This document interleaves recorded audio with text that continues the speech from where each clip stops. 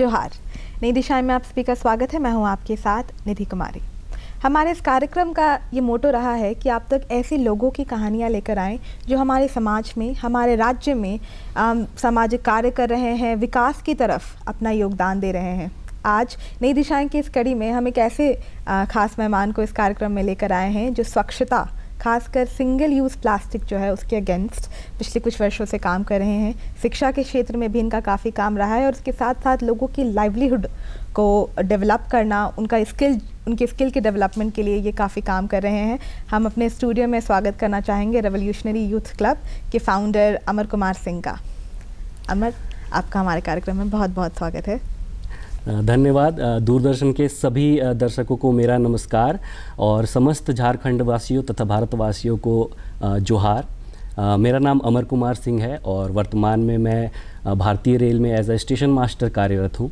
इसके साथ साथ मैं रामगढ़ जिले झारखंड का स्वच्छ भारत अभियान का ब्रांड एम्बेसडर हूँ और आज मैं यहाँ पे रिवोल्यूशनरी यूथ क्लब के फाउंडर के तौर पे यहाँ पे आया हूँ।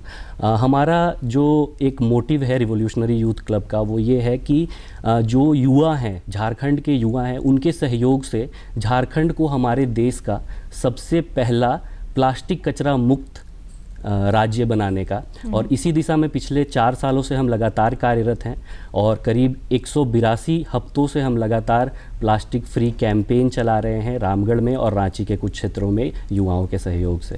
बिल्कुल। हम चाहेंगे कि आप हमारे दर्शकों को बताएं कि ये जो रेवोल्यूशनरी यूथ क्लब है इसकी स्थापना किस तरीके से हुई, क्या कुछ प्लानिंग रही और आपकी क्या मोटिवेशन थी इसको शुरू करने के पीछे?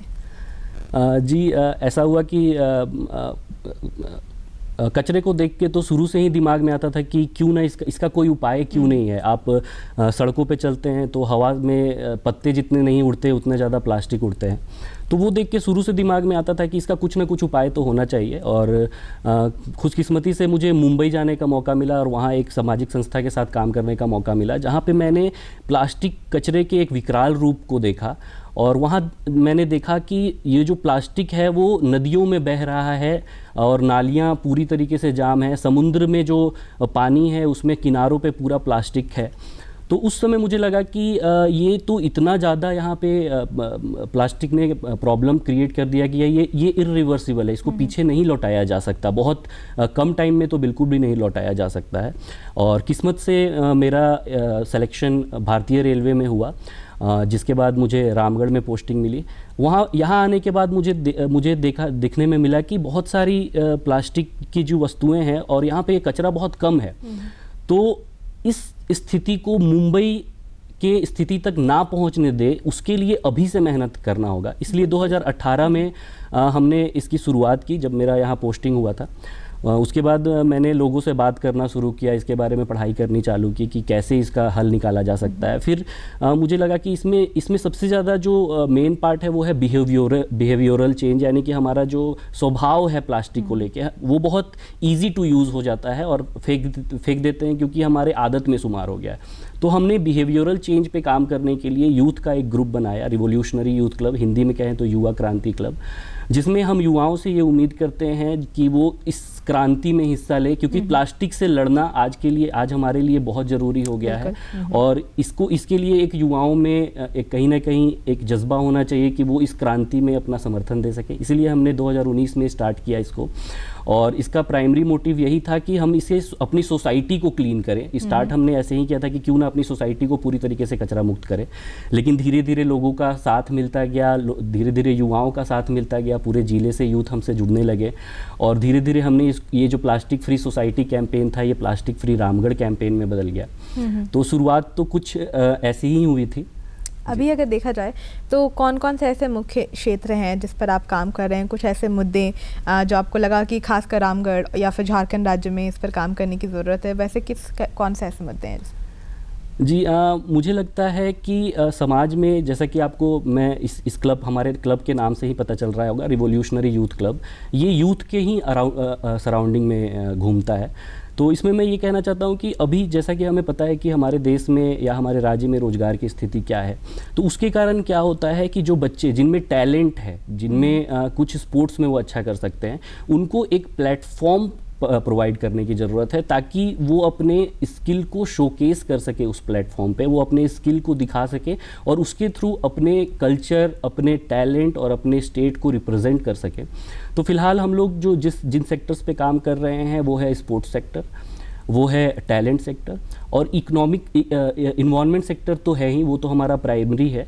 तो जो भी यूथ टैलेंट के सेक्टर में कुछ करना चाहते हैं हम उनके साथ भी जुड़ते हैं। जो यूथ स्पोर्ट्स सेक्टर में करना चाहते हैं उनको भी एक मंच प्रोवाइड करते हैं ताकि वो अपना जौहर या अपना जो टैलेंट है वो दिखा सकें। बिल्कुल। जब आप ये जो क्लब है इसकी ये लक्ष्य के बारे में जब बात करते हैं तो आपका कहना है कि लोगों का जो आजीविका है उसको बढ़ाने का हमारा एक लक्ष्य है कि ज़्यादा से ज़्यादा हम उस चीज़ को इंक्रीज़ कर सकें। इसके लिए क्या कुछ काम आप कर रहे हो? और इसके साथ एक और मैं सवाल जोड़ना चाहूँगी कि अभी के वक्त में स्किल, जैसा कि ये भी एक चीज़ था कि आप काफ़ी गवर्नमेंट और नॉन गवर्नमेंट ऑर्गेनाइजेशंस के साथ जुड़ के आप लोग स्किल डेवलपमेंट के लिए भी काम कर रहे हो, लोगों को स्किल डेवलपमेंट के अंडर ट्रेनिंग्स दे रहे हो। ये वर्कशॉप्स और जो कैंपेन्स है किस तरीके से इस पर काम हो रहा है? जी बिल्कुल। आजीविका को लेकर जो आपका पहला प्रश्न था उसको लेकर मैं बता दूं कि अभी हमने जो अपने शिक्षा के क्षेत्र में जो हम काम कर रहे हैं वो ये है कि अभी तक हम कॉपी और कलम में सिमटे हुए हैं। जैसा कि आपको नेशनल एजुकेशन पॉलिसी में जो नया चेंजेस आया है उसमें आपको पता होगा कि स्पोर्ट्स एंड आर्ट्स को भी एक अलग जगह दिया गया है ताकि बच्चों में जो स्किल जो कहीं ना कहीं पुराने शिक्षा पद्धति में कहीं लैकिंग था वो उसको इनकॉर्पोरेट किया जाए। तो हम अभी बच्चों को के 21st सेंचुरी स्किल्स पे काम कर रहे हैं और कहीं ना कहीं उनको ये बताने की ज़रूरत है कि हो सकता है कि अभी तुरंत इसमें आपका फ्यूचर ना हो, लेकिन आने वाले समय में जो स्किल है, जो टैलेंट है, और कहा भी जाता है कि जो आर्ट होता है, जो हमारा स्पोर्ट्स होता है, वो समाज का एक दर्पण होता है। हम किसी भी समाज की संस्कृति के बारे में उनके आर्टिस्ट के द्वारा ही जान पाते हैं। तो अभी जो भी आर्टिस्ट हैं, अभी यूट्यूबर्स हमारे रिवोल्यूशनरी यूथ क्लब में यूट्यूबर्स जुड़े हुए हैं जो झारखंड के नागपुरी सॉन्ग्स को लेके काम कर रहे हैं और उसके द्वारा कुछ आजीविका कमा रहे हैं। उसके अलावा रिवोल्यूशनरी यूथ क्लब में और भी आर्ट्स से जुड़े जैसे रैपर्स हैं या फिर कैमरामैन हैं, सिंगर्स हैं, ऐसे यूथ का हमने एक नेटवर्क बनाया हुआ है। और जिन युवाओं को इन सभी चीज़ों को सीखने की ज़रूरत होती है वो हमारे इन लोगों से सीख सकते हैं आसानी से। और आने वाले टाइम में अगर वो खुद से भी अपना यूट्यूब चैनल बनाकर और कुछ अर्न करना चाहते हैं तो वो आसानी से अर्न कर सकते हैं। इसके अलावा जो ट्राइबल एरियाज़ हैं, चूँकि हमारा प्राइमरी टारगेट है कि सिंगल यूज़ प्लास्टिक को हटाना, तो कहीं ना कहीं जो मेरा मानना है कि मॉडर्नाइजेशन से जो समस्याएं उत्पन्न होती हैं उसको आदिवासीकरण से ही हम सॉल्व किया जा सकता है। इसको मैं एक्सप्लेन करना चाहता हूँ।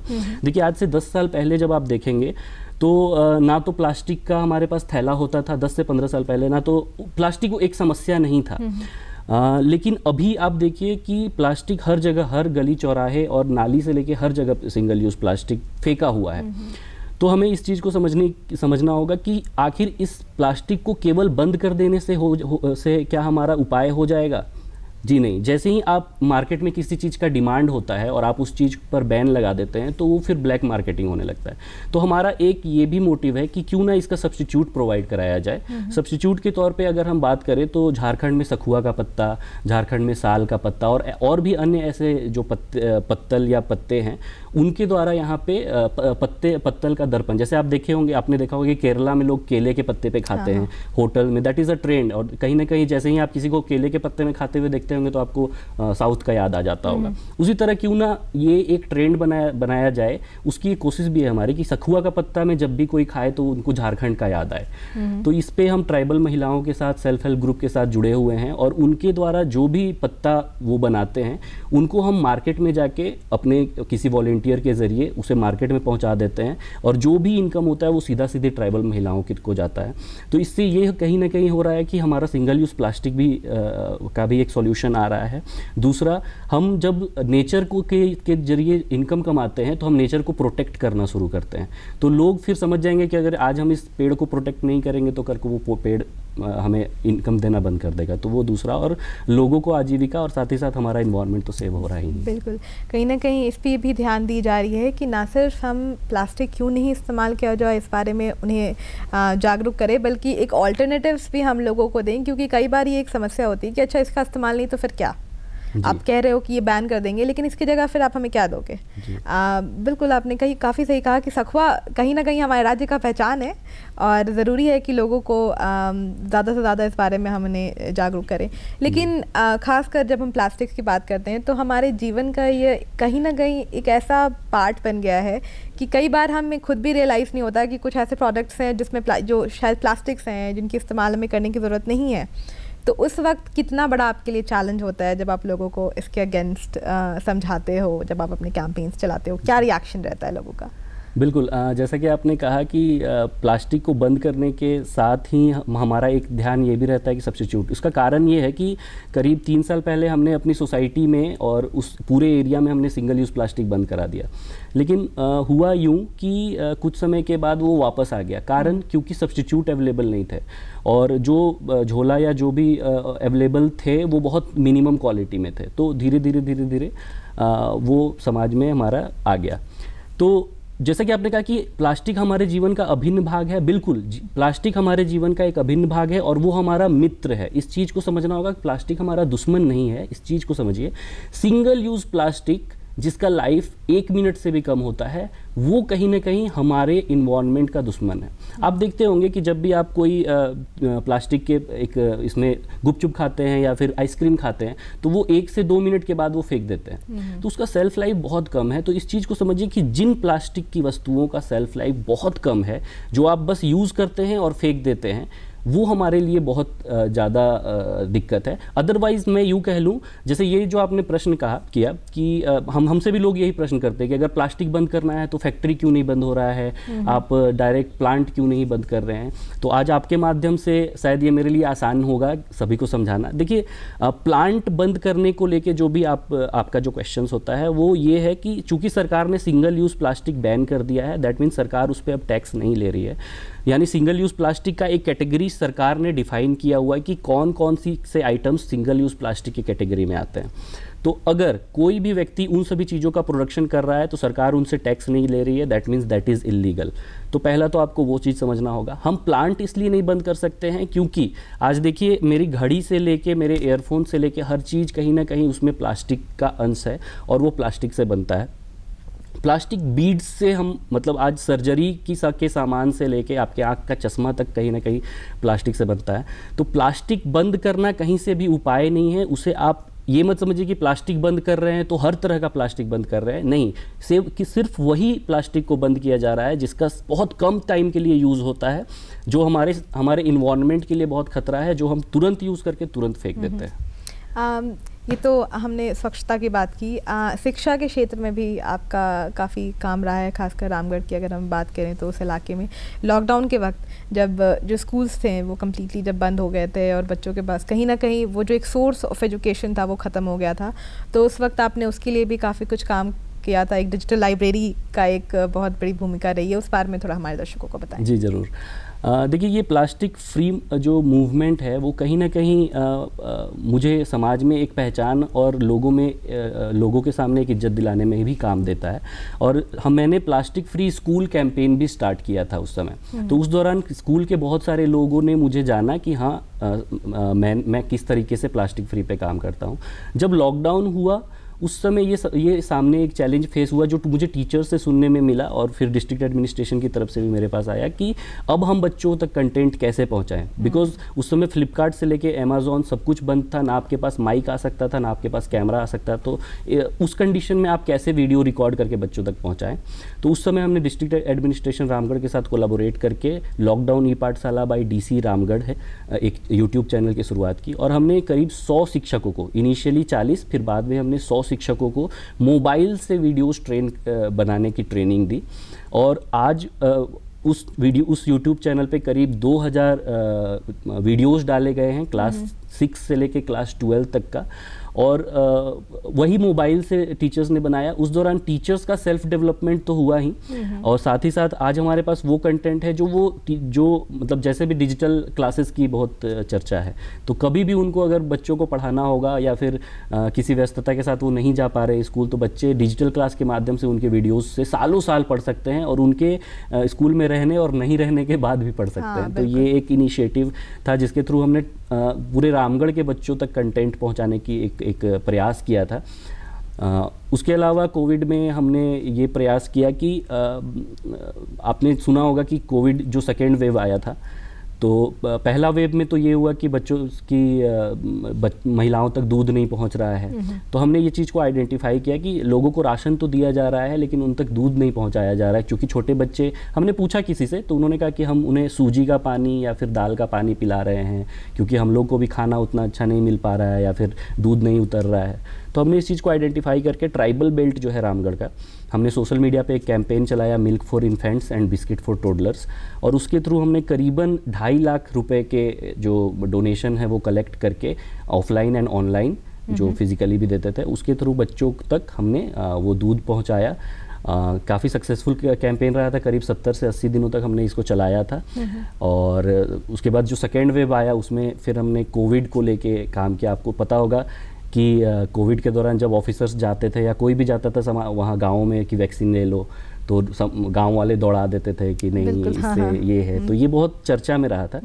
तो प्लास्टिक फ्री के दौरान हम जब गांवों में जाते थे या लॉकडाउन पाठशाला के थ्रू जब हम समाज के लोगों से जुड़ते थे, तो उसमें लोगों का भरोसा था हमसे, और उस भरोसे के बल पे हमने कुछ गांवों में वैक्सीनेशन करवाया और उसको एज अ मॉडल प्रस्तुत किया रामगढ़ के सामने।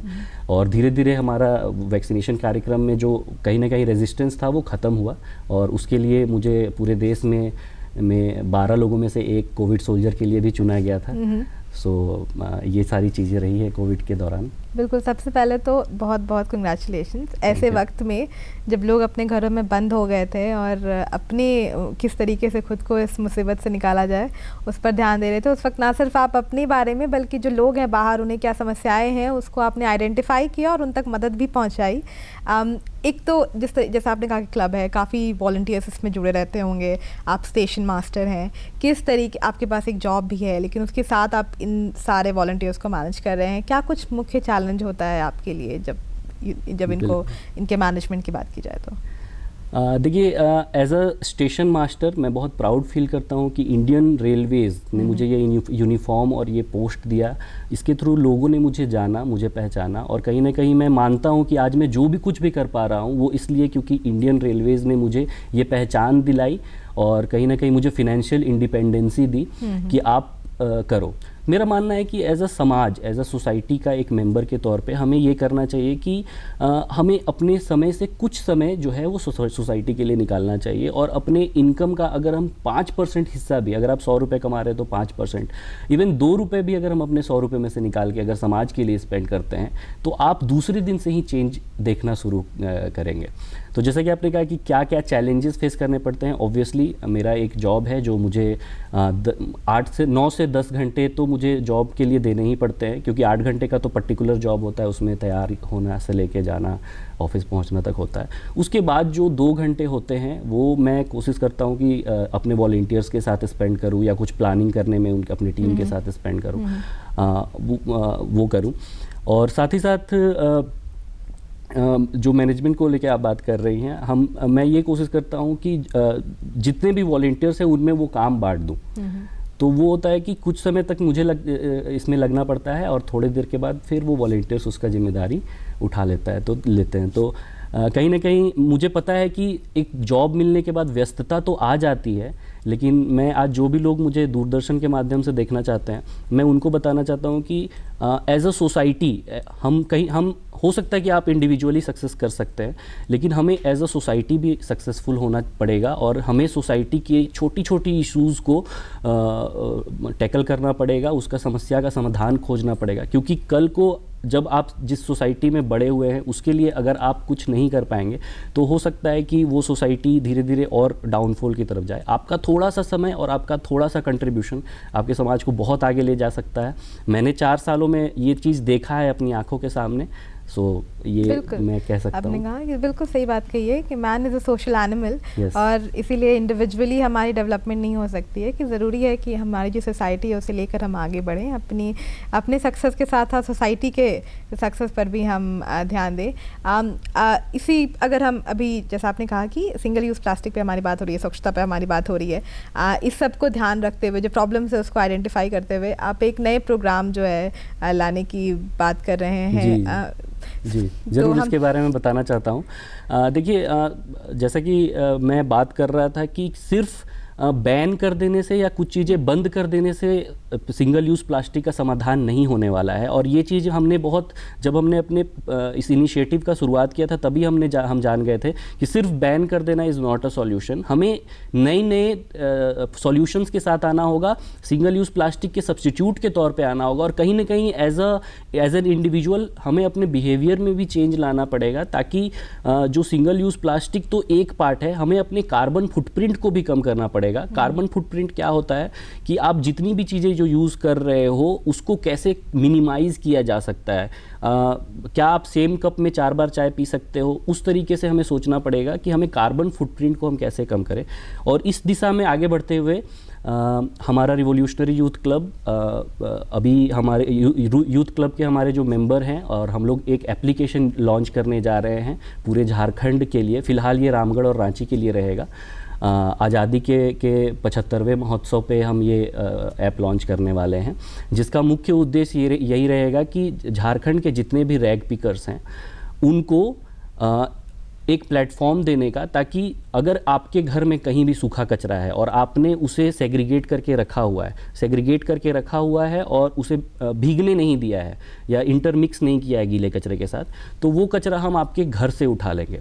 All you have to do कि आपको वो एप्लीकेशन को इंस्टॉल करना है, और आप अपने उस एप्लीकेशन के थ्रू अपने लोकेशन की जानकारी हमें देंगे, और जो हमारे रैग पिकर्स हैं या हमारे जो वॉलंटियर्स हैं वो आपके घर से कचरा ले लेंगे। और उसके एवज में ऐसा नहीं है कि आपको बस दे देना है, उसके एवज में जो भी उसका एक कॉस्ट होता है वो आपको पे किया जाएगा। क्योंकि मैं एज एन इकोनॉमिस्ट कचरे को गीला कचरा, सूखा कचरा और हैजार्डस वेस्ट नहीं देखता हूँ, मैं इसे प्रॉफिटेबल, डिस्पोजेबल और रिसाइकलेबल वेस्ट देखता हूँ। तो मुझे लगता है कि कचरा आप देखें आपके घर में जहाँ भी है, जो आपको कचरा लग रहा है वो कहीं ना कहीं या तो वो प्रॉफिटेबल है, जैसे कि प्लास्टिक के बॉटल्स, उसे रिसाइकल 3 बार किया जा सकता है। कुछ हैं जो आप जो गीला कचरा जिसे आप कह रहे हैं वो खाद का इतना अच्छा सोर्स है, अगर आप उसे नगर परिषद को दे दें तो वो खाद हो, लेकिन ये कि उसको प्लास्टिक के साथ मिक्स नहीं करना है। और जो हजार्डस वेस्ट है उसको आप अलग करें, उसको हम डिस्पोज करके उसका कुछ नया कर सकते हैं। बट जी हाँ, आने वाले टाइम में जो हमारा ऐप में उसमें और डिटेल में जानकारी दी हुई रहेगी। और ये एक हमारा एक इनिशिएटिव है कि हम झारखंड को सिंगल यूज प्लास्टिक से मुक्त करें। बिल्कुल, और काफ़ी अच्छा इनिशिएटिव है। हम चाहेंगे कि ज़्यादा से ज़्यादा जो लोग हैं वो इस इनिशिएटिव से जुड़े। अभी ये तो एक क्षेत्र हो गया स्वच्छता का। अगर हम भविष्य की बात करें तो क्या कुछ और ऐसे क्षेत्र हैं जिस पर आप काम करने की प्लानिंग कर रहे हो? जी बिल्कुल, जैसा कि मैंने कहा कि हमारे यूथ क्लब में हमने टारगेट किया है कि यूथ किन किन सेक्टर्स में यूथ एक्टिव है। इनिशियली हमने स्टार्ट किया था इन्वायरमेंट से, लेकिन हमें धीरे धीरे पता चला कि हर एक यूथ सिर्फ इन्वायरमेंट सेक्टर में नहीं जुड़ा महसूस करता है। तो कुछ टैलेंट सेक्टर में है, कुछ स्पोर्ट्स सेक्टर में है। तो हम यूथ को लेके ही काम करते हैं, वो ट्राइबल यूथ हो या फिर वो कॉलेज के यूथ हो। उनको किसी भी तरह की जो समस्याएँ होती हैं उनको एक नेटवर्क प्रोवाइड करके उस माध्यम से हम उसे सॉल्व करने की कोशिश करते हैं। और आने वाले टाइम में हम ट्राइबल महिलाओं को लेके काम कर रहे हैं, उनके हैंडीक्राफ्ट, जैसे कि आप देखेंगे कि आजकल हमारे घर का जो पायदान होता है जिसे डोरमेट कहते हैं, वो भी प्लास्टिक का हो गया है। तो जैसा कि मैंने कहा कि बिहेवियरल चेंज कैसे पॉसिबल है, बिहेवियरल चेंज तभी पॉसिबल है जब उसका सब्स्टिट्यूट मार्केट में अवेलेबल हो। सब्स्टिट्यूट के तौर पे मैं बताऊं कि झारखंड का जो कल्चर है, झारखंड की जो कला है, वो दुनिया के सबसे रिच कल्चर्स में से एक आती है। और यहाँ का सोहराई आर्ट से लेके यहाँ का सुजनी आर्ट, इन सभी चीज़ों को लेके अगर आप थोड़ा सा मार्केट में इधर उधर देखेंगे तो आपको पता चलेगा कि झारखंड की कला बहुत रिच है। अगर आप डोरमेट जूट का यूज़ करेंगे तो वो प्लास्टिक का रिप्लेस हो सकता है, उसके एवज में जो वो ट्राइबल महिलाएं हैं उनको कुछ इनकम हो सकता है। तो ऐसे हम इकोनॉमी को भी बढ़ा सकते हैं, इन्वायरमेंट को भी बढ़ा सकते हैं, और कल्चर तो अपने आप फ्लरिश करेगा जब हम इन दोनों सेक्टर्स पे काम करते हैं। तो अभी हम महिलाओं को ट्रेनिंग दे रहे हैं हैंडीक्राफ्ट को लेके। जैसे जैसे उनका ट्रेनिंग कंप्लीट होगा फिर धीरे धीरे हम लोग उनको मार्केट प्रोवाइड करने की भी कोशिश करेंगे, ताकि जो भी चीज़ें वो बना रही हैं वो उसको मार्केट में सेल किया जाए, और जो प्रॉफिट है, अभी क्या होता है वो जो भी बनाती हैं वो किसी को बेचती है और उनको बस लेबर कॉस्ट मिलता है। वी आर ट्राइंग, हम लोग कोशिश कर रहे हैं कि उनमें एंटरप्रेन्योरियल स्किल्स को डेवलप किया जाए, ताकि वो खुद से ऑनलाइन प्लेटफॉर्म्स पे अपनी जो आर्ट है, अपनी जो चीज़ें हैं वो बेच सकें। तो उस दिशा में भी हम लगातार अग्रसर हैं। बिल्कुल, ना सिर्फ प्लास्टिक्स जो है उसको बंद करवाना है, बल्कि एक रोजगार जो है आप वो भी जनरेट करने का प्रयास कर रहे हैं। आपने यहाँ तक कि आपकी इतनी लंबी सफ़र रही है, हर क्षेत्र में, शिक्षा के क्षेत्र में हो या फिर उसके साथ अपने लाइवलीहुड पे काम किया है, प्लास्टिक्स इन्वायरमेंट के लिए आप इतना काम कर रहे हो। कई बार लेकिन ऐसे हमारे समाज में लोग होते हैं जो काम करना चाहते हैं लेकिन उन्हें या तो हिचक रहती है, इनिशिएटिव लेने से पहले वो घबराते हैं कि किस तरीके से वो लैंड कर सकता है। उन्हें आप किस तरीके के मैसेजेस देना चाहेंगे जो कुछ काम करना चाह रहे हैं लेकिन उन्हें लग नहीं रहा है कैसे शुरुआत करें, आइडिया है पर उस पर यकीन नहीं है, उन्हें आप क्या कहना चाहोगे? बिल्कुल, जिस दिन आपका मैसेज आया इस इंटरव्यू के लिए उससे एक दिन पहले ही मैं काफ़ी ये महसूस कर रहा था कि पता नहीं वो जो प्लान में जिस पे लगा हुआ हूँ वो हो पाएगा कि नहीं। तो जी बिल्कुल, जो भी लोग अगर मुझे देख रहे हैं, देखिए मेरी उम्र भी बहुत कम है और एक्सपीरियंस भी बहुत कम है, लेकिन जितना एक्सपीरियंस है उसके हिसाब से मैं बता सकता हूँ कि यही चीज़ें आपके इनिशिएटिव को स्पेशल बनाती है। ये जो हिचक, ये जो डर है, जिस दिन आप इस हिचक को, इस डर को काबू कर लेते हैं और आगे उससे निकल के उस इनिशिएटिव जिसको आप करने की सोच रहे हैं वो आप करना शुरू करते हैं, तब आपको उसका रियल वैल्यू, एक जो रियल हैप्पीनेस, सेटिस्फैक्शन है वो मिलता है। तो जी बिल्कुल, वो हिचक होना बहुत ज़रूरी है, वो डर होना बहुत ज़रूरी है। एंड हमने भी जब इसको स्टार्ट किया था हमारे प्लास्टिक फ्री, हमें 6 महीने लगे थे अपने दोस्तों को मनाने में, क्योंकि दोस्त सबसे ज़्यादा मजाक उड़ाते हैं और क्रिटिसाइज़ करते हैं, लेकिन फाइनली वही दोस्त आपको सपोर्ट करते हैं। वो उन दोस्तों ने हमें सपोर्ट किया, और वो जो सिंगल यूज़ प्लास्टिक को लेके प्लास्टिक फ्री सोसाइटी कैंपेन था, और आज कहीं ना कहीं हम प्लास्टिक फ्री झारखंड को लेके एम कर रहे हैं। यहाँ तक आज हम लोग कहीं ना कहीं पहुँच चुके हैं। जैसा कि आपने कहा कि ज़रूरी है कि हम बिहेवियरल चेंज देखने की कोशिश करें, जो लोग हैं अपने कार्बन फुटप्रिंट पर हम ध्यान दें कि हर दिन हम एक सिंगल जो इंडिविजुअल है वो कितना कार्बन जनरेट कर रहा है, और अगर उससे हम कंट्रोल कर सकें तो उस पर हमें ध्यान देने की ज़रूरत है। अमर, आप हमारे प्रोग्राम में आए, आपने अपनी जर्नी के बारे में हमें बताया। हम चाहेंगे कि आपका जो सिंगल यूज़ प्लास्टिक के अगेंस्ट ये सफ़र है ये और सक्सेसफुल रहे और ज़्यादा से ज़्यादा लोग जो हैं वो इससे जुड़े। इसी के साथ हमें दीजिए इजाज़त। नमस्कार।